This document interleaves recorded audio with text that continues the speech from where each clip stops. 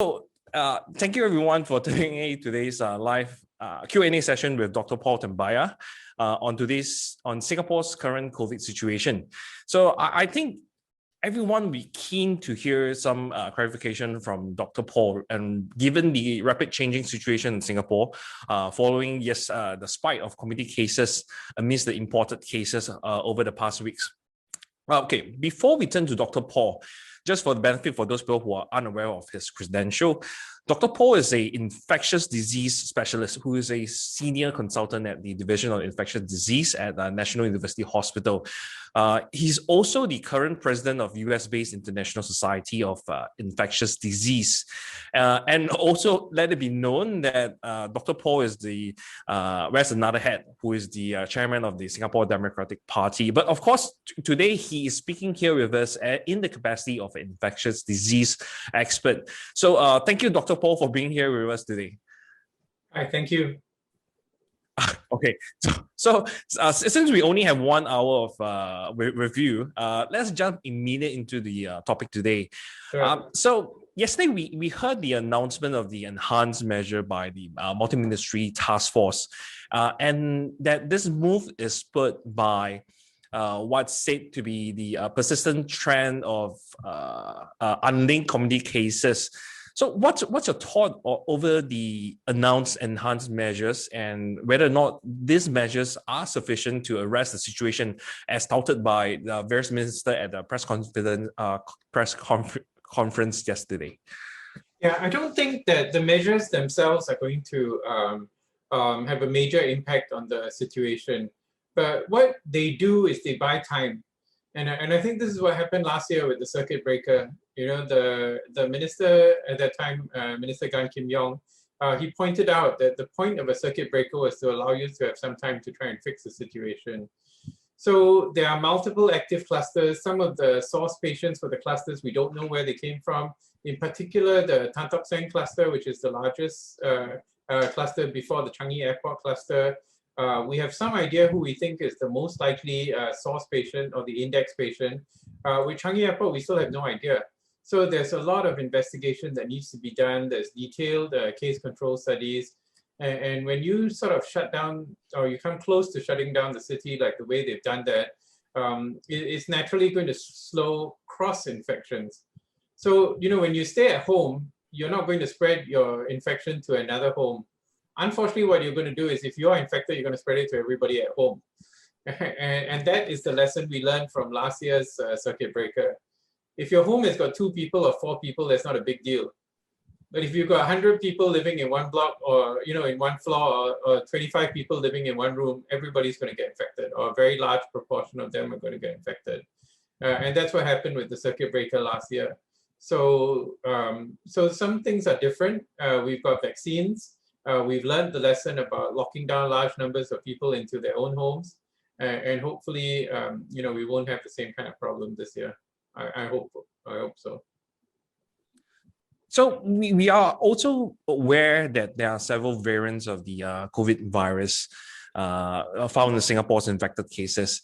Could you share with us the different variants and whether or not there's any difference between them other than their place of origin? For example, whether some are more infectious than the other, or like some have symptoms that's lesser than the other? So the WHO and the US CDC have got a rather complicated way of classifying the variants. They classify them as variant of high concern, of which none of the variants are currently classified as a variant of high concern.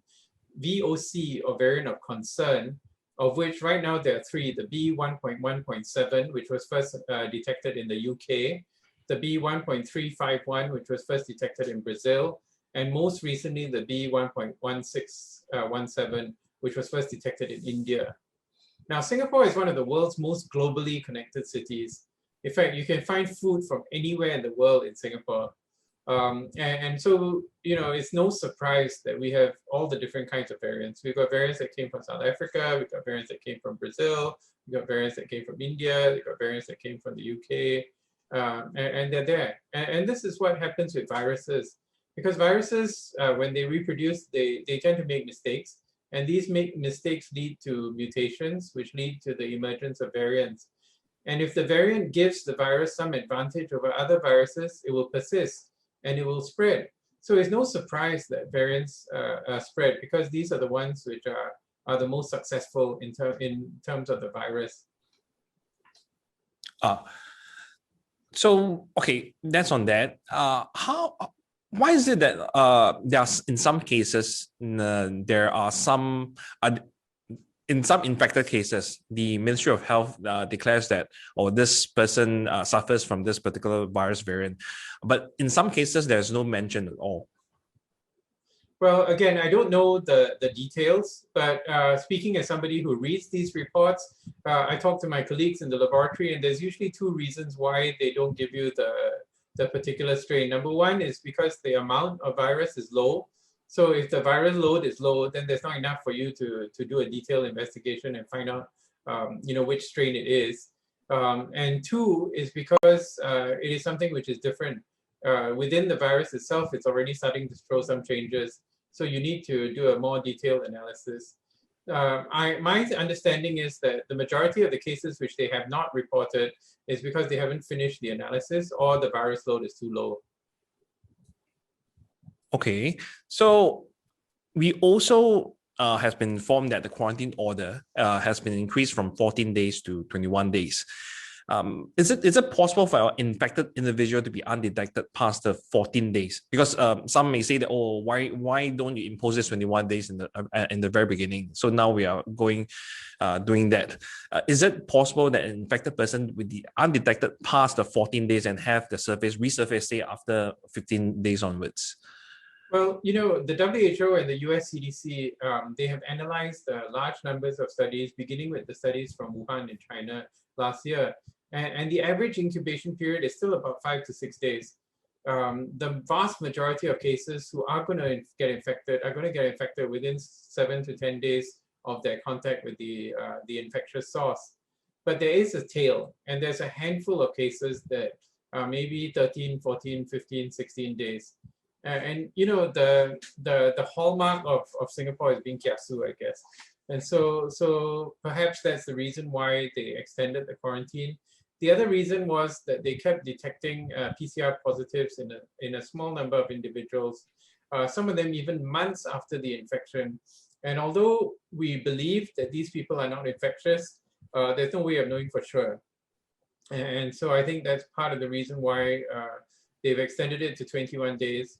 But sooner or later, they're going to have to do a cost-benefit calculation, and they see how many people you're extending the SHN for, without and how much benefit you're getting. Because really, if it's only 1 in 100 or 1 in 1,000 people who are going to be infectious beyond day 14, then there's a statistic that people use in health economics, which is number needed to treat or number needed to isolate. So if you're isolating 50,000 people just to prevent one person from spreading, that's really a huge cost to society. And it's actually a diversion of resources which could be used somewhere else. Okay. With your professional understanding, how accurate is the PCR test? And also, could you also comment on the new test, the antigen rapid testing, on how efficient it is? Yeah, so the PCR test is pretty accurate. I mean, it's currently still the gold standard that's used to diagnose COVID-19. It does miss cases, and the cases that it misses tend to be early on in the disease when the virus load is not so high. So, we always tell the junior doctors, if you suspect that the patient has COVID, the person works in Changi Airport, has had a fever, running nose, that will not go away. Just because the first PCR is negative doesn't mean you can release the patient. You should test the patient again a second, third time. And in fact, early on in the outbreak, the doctors from Tan Tock Seng reported a case where first 4 PCR tests were negative and only the 5th test turned out positive. So that's why you still need doctors. You can't use robots or artificial intelligence to try and come up with a prediction tool for this. You still need a good clinical judgment. So that's in terms of sensitivity. Now, the next character that we look at is specificity. So if you test PCR positive, does it mean you have the COVID, or could you have some other virus? And PCR tests perform pretty well in terms of this. There are very, very, very few false positives. There are some of them which are due to errors in the laboratory. You know, there have been a few in the last few months in Singapore where they made some mistake with the dilution, or they've run a sample next to another sample which was positive, and then there's some spillover. And so these false positives do occur. And so what the laboratories tend to do is they repeat the test using a different kit, and they see if you get the same result. So, and ideally you should not report a positive until you're really 100% sure that it really is a positive. So PCR tests gold standard, but they need a sophisticated laboratory. So you need to be able to have access to a laboratory. You need to have a technician who knows how to do it. And it's costly. You know, all these people who go for PCR tests before events or before travel, they'll tell you you're paying like $160, $170 for the test. Now, the antigen test is a different story. The antigen test is deliberately set up with a lower level of sensitivity, but with a very high specificity. So what that means is it's going to miss a handful of cases. It's actually going to miss more cases than the PCR. But the cases that it's going to miss are those with a relatively low viral load. So this is the argument that they've used in the UK, that, you know, it doesn't matter if you miss a handful of patients with a low viral load, or people with low viral load, who are not really going to spread the virus to anyone. You can still let people go and watch the FA Cup, you know, if they have a negative antigen test, because the chances are that they're not going to have a large amount of virus and they're not going to spread it to a lot of people. So the big advantage of the antigen test is it doesn't need a laboratory. It can be done at a stadium, it can be done at a wedding venue. You know, now with these new restrictions, they're saying that if you want to have more than a certain number of people, you have to do the antigen test in your wedding venue. And, you know, I get these junk mail from laboratories telling me, oh, you want to organize an event, you can sign up, we offer you a package deal, 100 people for, you know, and then the cost is much, much cheaper than the PCR test. You know, we're talking about 1/3 to 1/4 of the cost of a PCR test, and it doesn't need a technician. It doesn't need a sophisticated laboratory. You can just do it in a setup in the, like I said, in a stadium or in a concert hall. I see. There was a nurse from Tan Teck Seng Hospital, case 62541, who was somehow presented by local media as patient 0 for the Tan Tock Seng cluster. Where do you suppose she got infected from? We know she didn't travel overseas prior to being infected. Yeah, you know, I think the data has come out, and I think presenting her as patient 0 is premature. And it was unfair, because looking back, if you look at the other Tan Tock Seng patients, it's quite clear there was at least 1 and maybe 2 patients who were infected long before she was, who were symptomatic. And there's 1 patient in particular, even though he tested negative the first time around, he tested positive, and he had onset of symptoms at least a week before the nurse had her onset of symptoms. So it's most likely that the nurse got the infection from one of the patients. And in fact, the Ministry of Health has released the RNA fingerprinting studies, which suggest that the Tan Tock Seng cluster is all the B1.1672 strain. So it's a unique strain, and it's identical. The cases in the Tan Tock Seng cluster are all identical. So that means there were not multiple introductions. There was somebody at the beginning of the outbreak, maybe in the 3rd or 4th week of April, who was shedding large amounts of virus and caused a number of the patients to be infected and a small number of the staff. So it's most likely from a patient, and we have no idea how that patient got infected, which is a concern. Because, you know, for all you know, this patient could have a son or daughter who's a flight attendant on some airline, and then this person has gone on to seed off clusters somewhere else, and we don't know. See, so I think that's one of the key challenges that needs to be addressed during this 4-week phase 2 or phase 1.5 or whatever you want to call it. Since we're on this matter of the frontline medical service, there have been many concerns by the public about nurses being discriminated or fears being infected after the news of the cluster at the hospital came out. What do you have to say about these fears? Being a professional in infectious disease. You know, last week I actually this week on Monday, I had somebody stick a swab up my nose at my throat. And it was distinctly uncomfortable. I actually trained my research assistants to do that. And, I do that in a controlled environment. And I tell them, if I don't gag, then you haven't gone far enough. So it's a very unpleasant experience. But every healthcare worker in Singapore, public and private, is being screened right now. So that's an unprecedented effort. We hope that it's going to be a one-off effort, and that's going to be enough to at least find cases. But, frankly, I think the risk of transmission from a healthcare worker in Singapore is very low. We wear PPE as of yesterday. We now have to wear N95 masks, which make life really difficult. I can't breathe. My patients can't understand what I'm saying. So it's really complicated. But, all this is done in the interest of safety to try and make sure that none of us become infected and then we spread the virus to anyone. So, unfortunately, this is exactly what happened during SARS. The Straits Times ran a picture, I think a week or so ago, of Tan Tock Seng Hospital. And ironically, in the backdrop was this thing about the public coming forward to support them during SARS. They were talking about this outbreak. So it's very sad. Yeah. Okay, so before I continue, for people who are watching the live feed, do drop your question in the comment section and on Facebook. Your YouTube is not working, so that we could refer to the questions later on when we finish the Q&A section. Okay, so yes.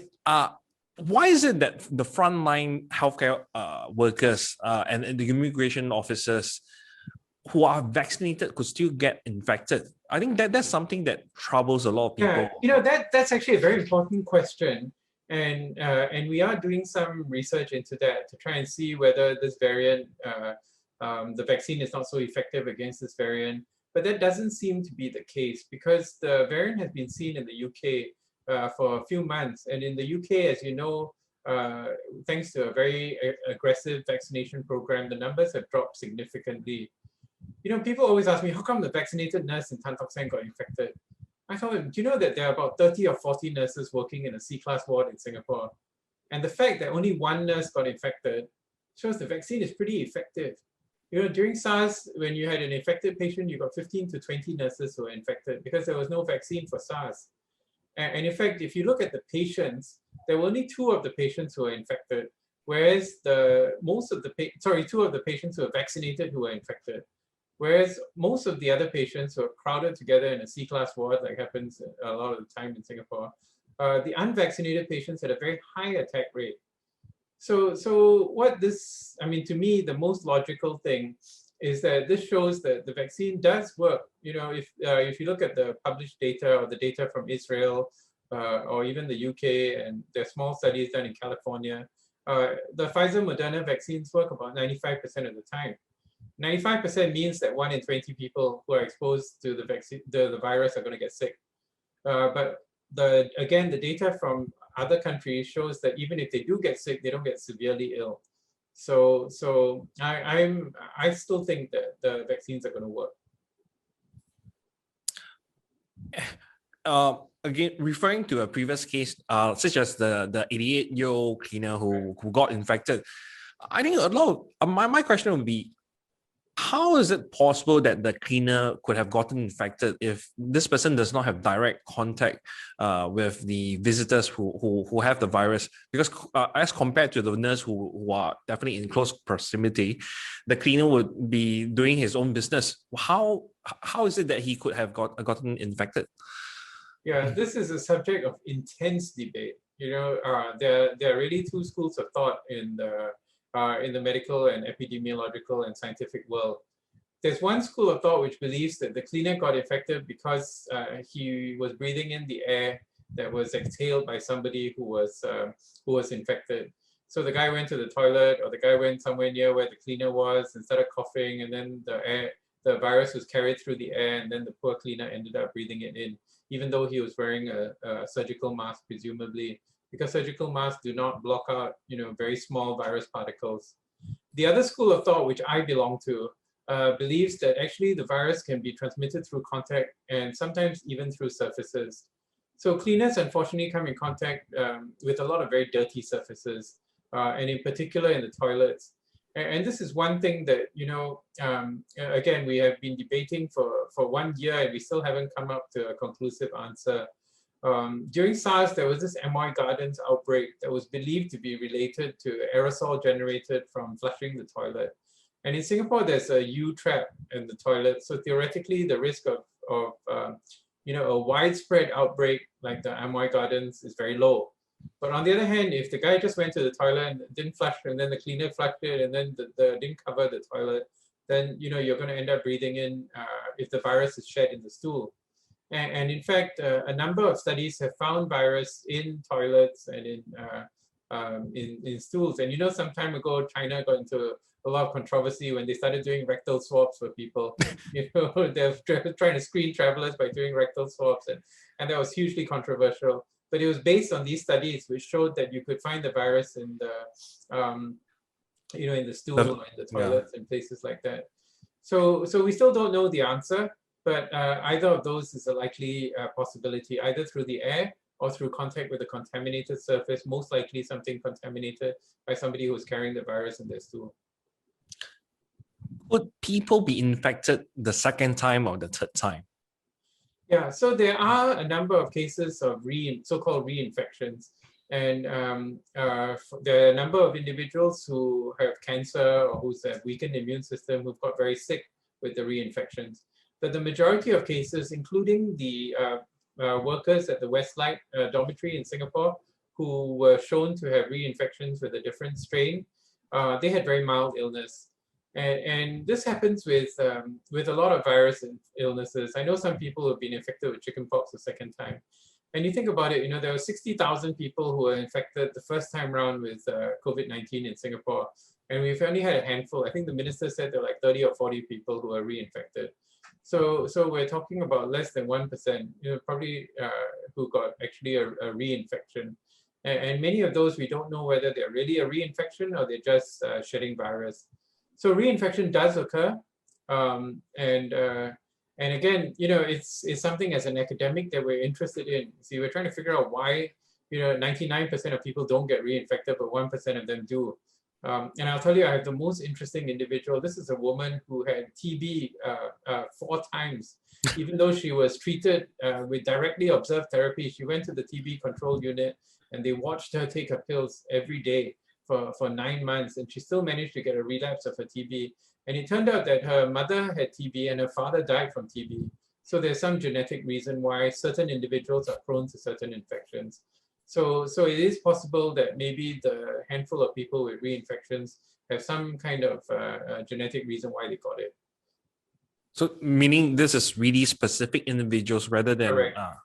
Yeah, it's a very small number. It's not like the flu, where generally, or even urine infections, see women with urine infections, some women every 1 month or 2 months they get a urine infection. And most of us will get a flu either every year or every 2 years. We will get some kind of flu or flu-like illness. And that's because there's no long-lasting immunity and the virus changes with the flu. So this coronavirus also changes, but it doesn't change as fast as the flu virus changes. And it has certain intrinsic characteristics which make it less likely to mutate than the flu. It mutates, every virus mutates, but it doesn't mutate as fast or as widely as the flu virus does. The task force have given this taken this stance that the side effect of the virus has been, meaning the symptoms are reduced significantly after being vaccinated. Will you agree with this? And also, what effect does it has on the efforts to combat this virus, given that many infected are turning asymptomatic as compared to in the past, more with symptoms? Yeah, that's a very good question. And I think, the conclusion is based on the clinical trial data. When you're in a clinical trial, they collect data very, very rigorously. They call you up every day after you've got fever or not. So they capture symptoms pretty closely and carefully. And based on the clinical trial data, there is, as I said, about a 5% failure rate for the vaccine. But those 5% tended to have mild disease. And mild disease, that means they didn't need hospitalization, they didn't need ICU care, and there were fewer deaths. this has got huge implications for the strategy moving forward. Because one of my colleagues wrote about this in Today, and he said, are we going to have to start thinking about living with the virus? If we vaccinate a significant portion of the population, and you've heard things like 70%, I would think that for Singapore, it's probably got to be about 80 or 90%, because we are so globally connected, we're so dependent on foreign workers coming in. So, unless the whole world is 70%, 70% is probably not enough for us. See, we probably need to be a bit higher than that. So if a significant proportion of the population is immunized, then you're not going to get severe disease. So this should be the goal: zero deaths, zero severe infections, rather than zero COVID. Because if you go for zero COVID, like Australia and New Zealand, you're going to have to tighten the borders. Australia, they get one case, they lock down the city for 3 days. It's very, very hard to sustain that. And with a globally connected city like Singapore, we're not far away and sort of dependent. Like Australia and New Zealand, all the construction workers are from Australia and New Zealand. They don't import thousands of construction workers to do the construction work and build the buildings in Australia or New Zealand. They depend on the locals, and so they can't afford to shut the borders. I heard that 30,000 Australians waiting to get back to Australia, and they're just so careful and so strict about who they allow in. But that's because they can. Could I ask that you take off your hat as a as an infectious specialist disease expert and put on your hat as the chairman of the SDP? Would you say that this so the problem that we face, right, is the over reliance on foreign labor and also like foreign investment? Well, yes, and I think there's no running away from it. See, SDP is not against foreigners coming into Singapore. See, but we think that it needs to be calibrated. We have this talent track system, which is similar to the Australian system, where we believe in a point system, where if you have close family relationships, if you have a skill that Singapore needs, then you get a certain number of points, and then you get a chance to come into Singapore. Because we want to be open to people. We're not going to be like North Korea and shut the borders to everyone. But at the same time, you see, we do not want to exploit the foreigners. You bring in foreigners, you pay them really, really low wages, you make them pay a huge levy to the government, and all that does is it drives down the wages, so the jobs are not attractive to Singaporeans.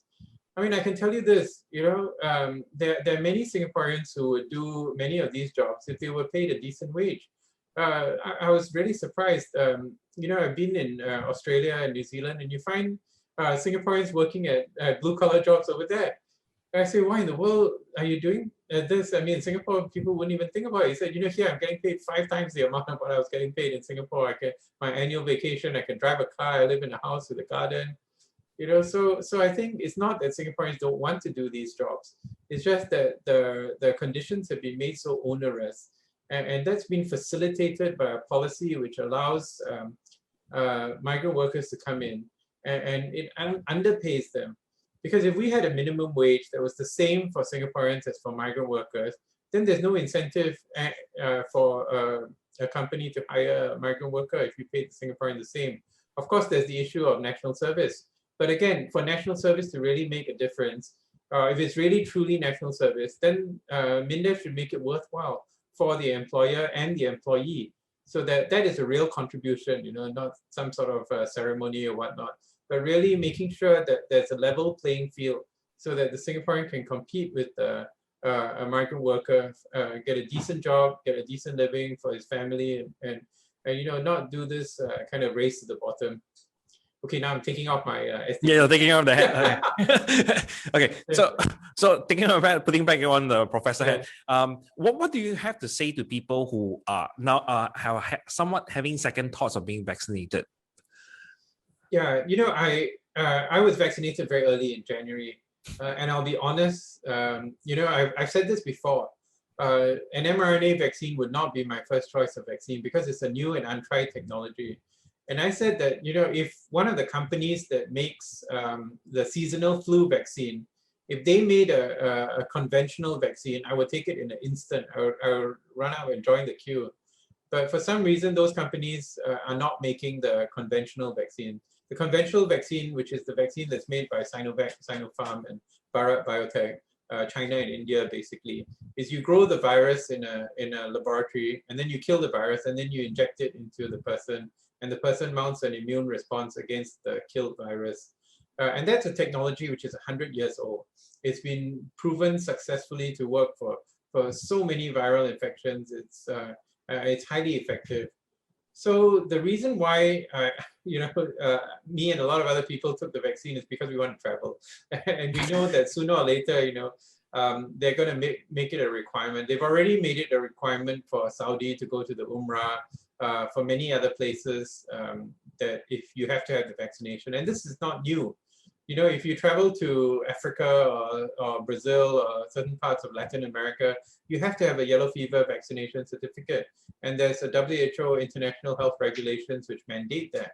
So, and they're very strict about the vaccination. There's quality control, and it must be a decent vaccine and all that kind of thing. So I think I would tell people, look, people love to travel. We've had a year and a half where we've had no chance of traveling. If you want to travel, and you want to get on one of the first flights, you better get yourself vaccinated. But apart from that, the vaccines do work. Before the last month, I've said, there've been such a few local cases that your chances of getting COVID-19 in Singapore are so low. But now, unfortunately, the local cases are coming up. So it's probably a good idea to get vaccinated to protect yourself from even local infection and not just travel related. Okay. In your opinion, Right. would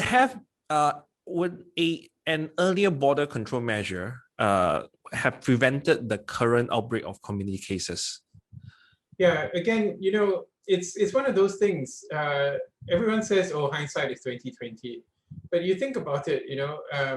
When the outbreak first occurred in Wuhan, the only country that the country that reacted really, really fast in terms of closing the borders to tourists from mainland China was actually Taiwan. And they sent their own people to Wuhan to try and find out what was going on. So that's not always easy, and you don't get really accurate data from other countries. But now we know, see, that these things were happening, like the Brazil, when 1351 was occurring in Brazil and in South Africa, and then you had the P1, and then you had 117 in the UK. And Singapore reacted by banning travel from UK and Brazil. And then what happened was people would come through a third country. They would go and spend 2 weeks in Dubai, and then they would come into Singapore. And unfortunately, banning travel, I think, is going to be reactive most of the time. So you don't recognize that there's a problem until it becomes too big a problem to contain. And so I really am in two minds about that. And I think that, what it does is, if you're starting to have a very difficult to control problem, then you ban travel. And then what you're doing is you, again, buy yourself some time to track down all those who have traveled, to quarantine, to isolate, to test, and do all those things. But, and, again, using Australia as an example. So Australia banned travel from India. They did not ban travel from South Africa or England, which is interesting. And that's probably related to their history. But they banned travel from India. And then what they did was they organized these evacuation flights for Australian citizens who were in India, and they tried to bring them back to Australia. Because there was a lot of controversy, they tried to ban their own citizens from coming back, which is really ridiculous. So, Singapore did organize evacuation flights to Wuhan at the beginning of the pandemic. So it just requires a lot more thought, because there's travel bans. I mean, many people have not seen family members, even Malaysians. There are Malaysians here who haven't seen their family for more than a year. And it's very hard. It's very tough. People, you've had family members who die, their children who are born, and all this kind of thing. So, so travel bans. In fact, the WHO does not recommend any travel bans, but nobody listens to them.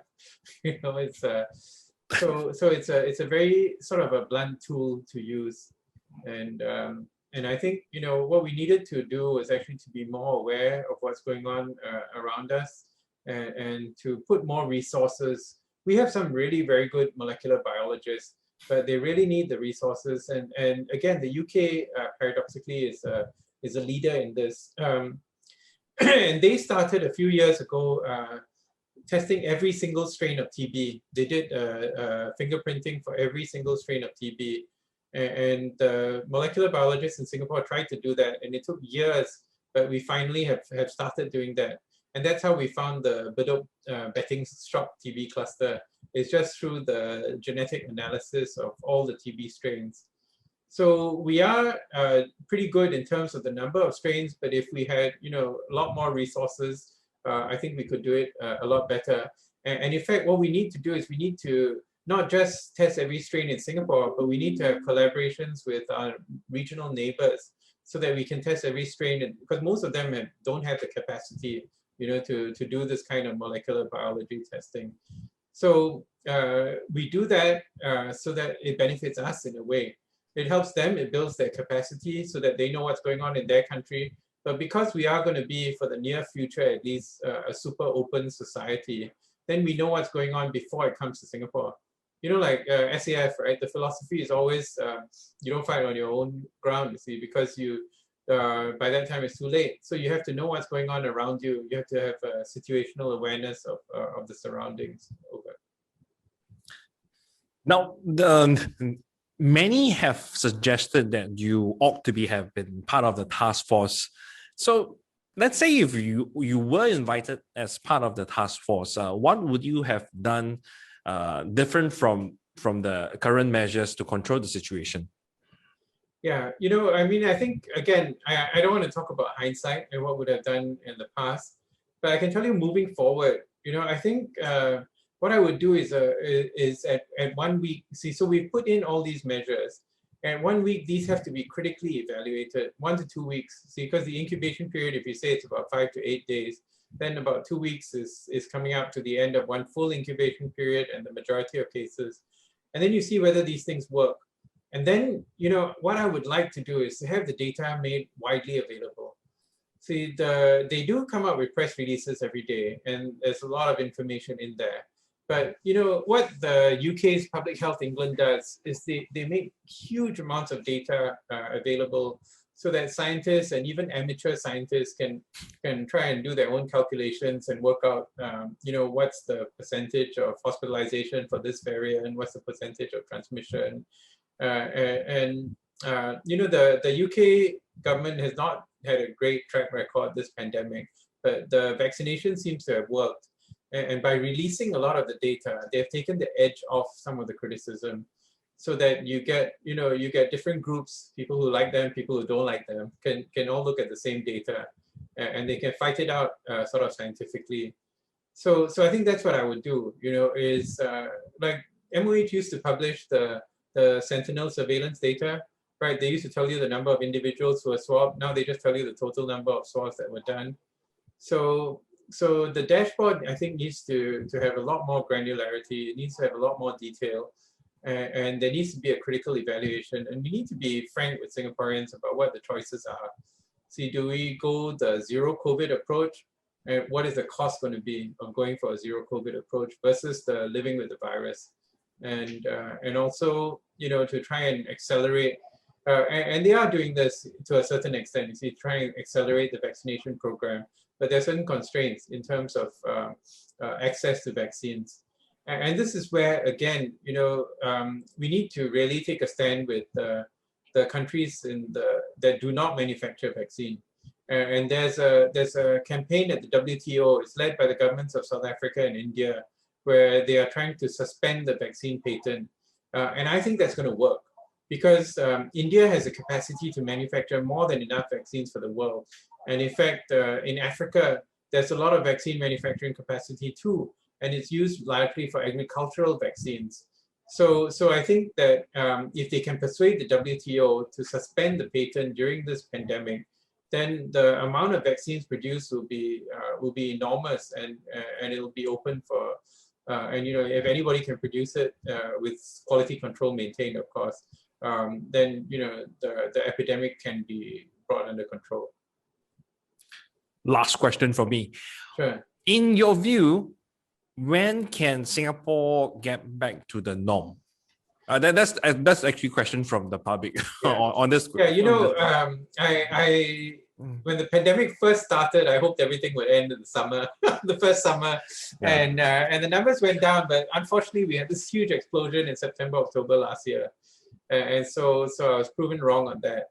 And unfortunately, right now with vaccines, there's a chance that the pandemic can be brought under control. But the vaccine rollout has been painfully slow in many of the big countries, in India, in China, in large parts of even in Eastern Europe, in Russia. And because Singapore is such an open society, as they say, nobody is safe until everybody is safe. And that is explicitly true of Singapore. So even if we achieve 50-60% vaccine coverage, which will take some time, as long as our surrounding countries are not vaccinated, there's always a risk. See, even now with the ban on travelers, we still had to make exceptions for construction, marine, process, and domestic workers because we are just so dependent on them. And so there's always a risk of leakage coming out unless we can succeed in providing vaccines for all the origin countries. So you asked for a date. I'm unfortunately going to have to say middle of next year, which is not really very optimistic. So it's just guessing.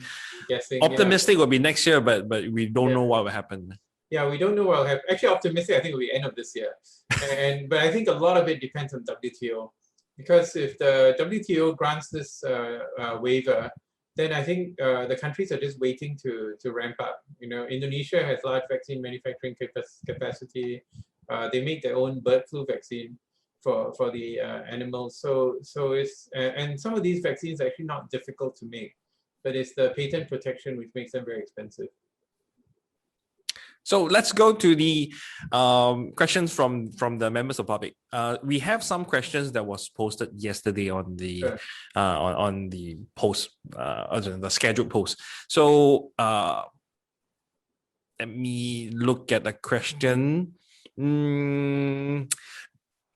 This question: in your opinion, are the current measures enough to contain the situation in society? Actually, just now we answered that. The default arrangement currently is to work from home. However, there's no clarity on the industry that could follow the state arrangement. So, which are the industry that could follow the work from home? I believe there are some companies businesses that would require people to work on site, isn't it? Yeah, I mean, obviously, things like construction, like manufacturing, you have no choice. You have to be on site.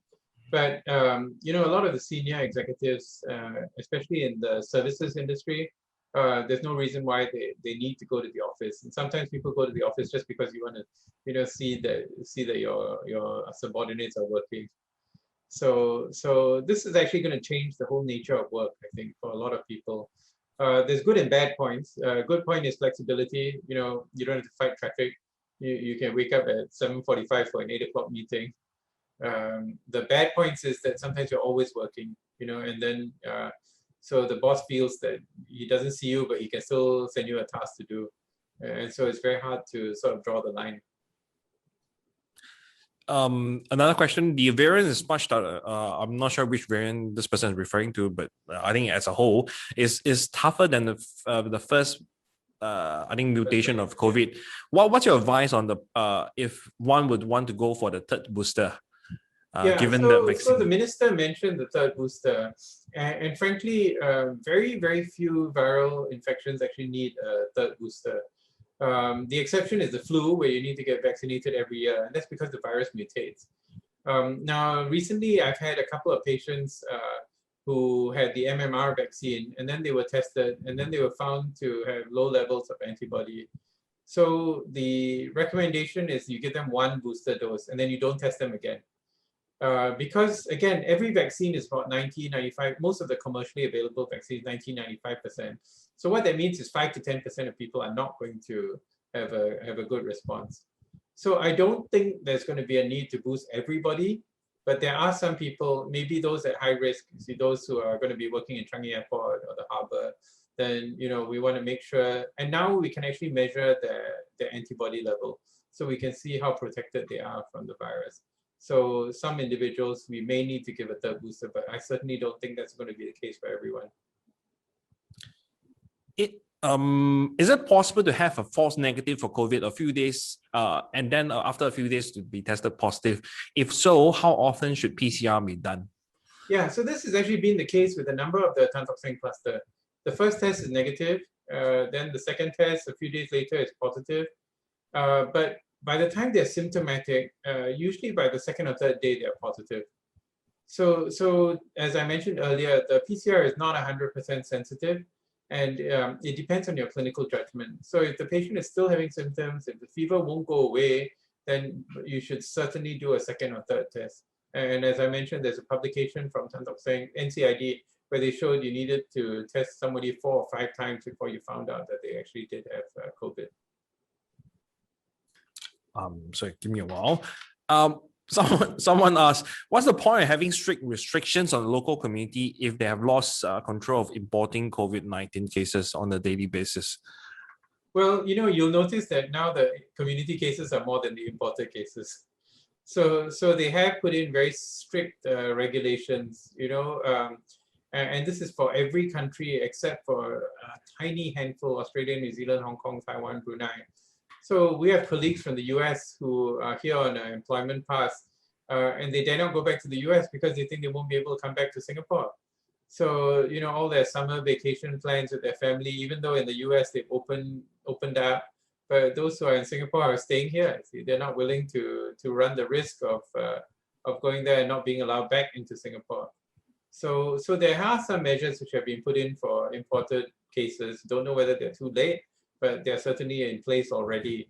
So I don't think there's very much else they can do short of completely, shutting the borders and arranging for evacuation flights for Singaporeans and PRs. Previously, the question was, previously COVID exploded in our major blind spot, which was the foreign worker dormitories.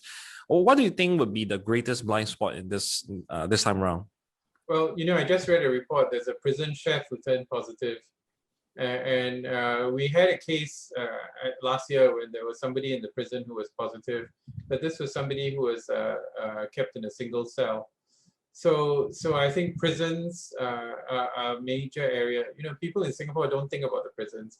Prisoners are invisible. You have this yellow ribbon project, and then once in a while you think about them, but the rest of the time, it's so much stigma that they are way under the radar. But across the world, in Thailand, the big outbreak right now is occurring in the prisons. So I would say the prisons are a major potential blind spot that we have to be really, really careful about. How useful is the air purifier in an indoor office or classroom? Yeah, I am not a fan. As I mentioned earlier, there are two schools of thought in the medical and scientific. The close contact versus the airborne, and I'm more on the close contact side. But on the other hand, the air purifier can reduce, I have a very sensitive nose, and so the air purifier removes a lot of the dust particles, and so maybe, it reduces people from sniffing and sneezing. So if the guy has mild COVID, and you prevent him from sneezing, you're preventing him from spreading the virus all over the place. So from that point of view, rather than from the point of view of just specifically killing the virus, I think, just probably a small benefit, but not a huge amount. Someone posted one whole chunk of text, but I think the question is, can the virus stay alive on food surfaces? Yeah, so this is a very controversial thing, and this came up during the WHO visit to China to study the origins of the virus. Because the PRC government is trying to argue that this virus came from outside on frozen food and went into China.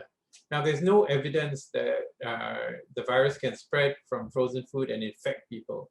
They can find the virus on frozen food. In fact, there was a study that was subsequently retracted from Singapore where they showed that you could culture the virus on frozen food for a very long time. But, and virus has been found on frozen and meat packing plants in the US. But whether it's from infected person infecting the food or the food infecting the person, it tends to be more person spreading virus, shedding virus onto the food. And whether the virus can go on to infect somebody from frozen food is still not proven. It's not impossible, but I would say it's relatively unlikely because, the vast, like for example, in Singapore, the dorm outbreaks, the vast majority of them don't handle frozen food, but they got infected because somebody in the room was infected. What's your thoughts on the Sinovac? Yeah, like I said, if Sinovac was the vaccine, the kill vaccine was made by any other company which has a track record of exporting vaccine, I would be the first in line for it. But the trouble is that the regulatory procedures, Sinovac has tried to get Singapore regulatory approval for a very long time, and it still has not been approved by HSA. So that is a concern because HSA is quite stringent. They follow international standards and they require primary data which they review. So I wish that Sinovac would have that data because there seems to be real world evidence from like Indonesia where they've used Sinovac and it seems to be relatively effective in what they have done. But again, we haven't seen published data in the peer-reviewed literature, and we haven't seen data that satisfied HSA. So that's a pity. I know many older people, like I said, people get vaccinated for travel, and China says they'll only accept Sinovac or Sinopharm, so they are waiting for Sinovac to get approved. But it's taking a really long time, and so I hope that they will just provide the data, and then we'll get the approval soon. So when does the delay come from? Yeah, my understanding from the last HSA statement is they are asking Sinovac for data, and Sinovac hasn't provided them the data. So the data is from that end. Okay. That's my understanding, again, based on the public documents that have come out. So someone asked, for the Changi Hospital, not Changi Hospital, Changi Airport cases, it was reported that the first 20-odd infected cases came from one zone, termed as a finger pier. Right. What does a finger pier refer to, and what is the measure? What measure can be taken to prevent such a reoccurrence? And are all Changi Airport cases of the same variant? Yeah, we haven't heard the details about which variant is involved with the Changi Airport cluster, except from the press release about 3 or 4 days ago, where they said that they had identified the B16172 variant as the cause of the Tan Tock Seng cluster, and a different variant, but a subset of 1617. So presumably either 16171 or 16173 as the cause of the Changi Airport cluster. So it is probably one of the variants, but a subset of one of the variants. Now, when it comes to a finger pier, my understanding is like, when you go and collect your bags, all those from a certain number of gates, they will end up at the same conveyor belt. And it's quite self-contained because they go through the same sort of toilet area, there's the same sort of screening area. So there's like 4 or 5 belts that are together. So I don't think it's possible to pinpoint one particular, place of origin for that belt, given the fact that Changi Airport, there's such a few flights coming in all together. But we still don't know, whether there was a single super spreader, somebody who was highly infectious and then spread and then infected the whole of the Changi Airport cluster, or whether it was multiple introductions. But we will know the answer once the genetic data is processed. Because there's a difference. If it's one person who brought it in, and then, unfortunately, like SARS, there was that one woman who brought it in, and all the subsequent strains were related to her virus. So if there was one person on one flight who was a so-called part of a super spreading event, then we will know, because all the Changi Airport cases will be very, very close to each other. It'll be like the hepatitis C, where all of the cases of hepatitis C and SGH were almost identical. There was only 1 or 2 mutation differences, which is very different from other hepatitis C outbreaks where you get multiple different strains involved. Say if a person has received 2 of the Pfizer jab, right, and decides that, for the sake of, he decides that he wants to take Sinovac, is that okay? Well, right now, there are a few things. 1, Sinovac is not licensed in Singapore. 2, the vaccines are free, so they're not going to pay for a 3rd jab. So you probably have to wait until it becomes commercially available. And that would be like a booster, in fact, one of my patients, he received 2 doses of AstraZeneca overseas, but too bad it was too late because he got exposed to the virus and then he came down with it. So he said, should I get a 3rd dose of Pfizer? Because AstraZeneca is not available in Singapore. So I said to him, let's just wait for you to recover. We'll do some blood tests, we'll see your antibody levels, and then we can have a discussion. And of course, we have to appeal to MOH because MOH currently controls the stocks of the Pfizer and Moderna vaccines. They haven't made it available for private sector or GPs just yet. So, but theoretically, there's no good reason why it shouldn't work. And in fact, there are studies being done in the UK where they're doing this mix and match of AstraZeneca and Pfizer and trying to see whether they work. Okay, so I believe I believe Dr. Paul, you have answered all of the questions. Okay, great, and it's 2 minutes to 3. Yeah. Would you have any closing statement that you would like to make on this issue? Yeah, I think that, the public really needs to think about this question about where we are going. See, are we going to continue with this aim of going to zero COVID, or are we going to be prepared to accept a few mild cases here and there? There's of course a few considerations. If in order to do the living with the virus strategy, we must have enough vaccine to be available. So I think what the public needs to do is they need to have honest discussions. We need to try and get some data from the government, as to how much vaccine is really available. Is it true that if everybody wants it under the age of 45, they're going to be able to get it? And this is a mindset change. See, are we prepared to accept a small number of mild cases in exchange for being allowed to open up the economy, going to a restaurant, going to a hawker center, and all that, and meeting our extended family again? So these are very serious discussions. They're philosophical discussions. They're not just medical and scientific discussions. And I'd like to encourage your readers, your writers to start thinking about this. See, like I said, my colleague, Dr. Su, in his piece in the Today, 2 days ago, he sort of highlighted this issue of living with the virus. And we have to start thinking about it. See, we still don't want to have deaths. We don't want to have severe cases, but whether we can tolerate a few mild cases. I think that's a conversation we have to have. Okay, before we close off, moving beyond the medical aspect, how would this, in your view, affect the economic plans of Singapore? Yeah, I mean, I think, a lot of countries are talking about this as an opportunity to rethink the whole nature of work, the whole nature of business. My wife is really upset with me. About 10 years ago, I flew to Frankfurt, spent 12 hours at a meeting and then flew back the next day. She said, you're killing the environment. I said, yeah, I know. So, that kind of thing cannot happen anymore. So the nature of work has to change. But for Singapore, the most obvious thing to me is this over-dependence on foreign workers. And it's not good for anyone. It's not good for the foreign worker. They come here, they get exploited, they get treated very badly on the assumption they're just going to come here for 3-4 years, make some money and go back. And it's definitely not good for the locals because it depresses wages. This has been shown all around. And so I think, that is a serious issue which the whole nature of our economy, and not just the construction, marine, and processing sectors, needs to be examined. Walter Teixeira talked about this, caregiving. See, because it's so easy to outsource caregiving to foreign domestic workers. The whole home nursing segment has been priced out of range of most average middle-class Singaporeans. So that needs to change, and that can change very quickly with appropriate government intervention, with subsidies that are targeted. And I think if we don't, when the next pandemic comes, we're going to be back to square one, or even square minus one.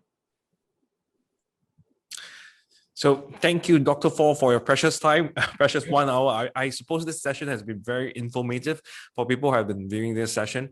I apologize for those people on YouTube while waiting for the channel.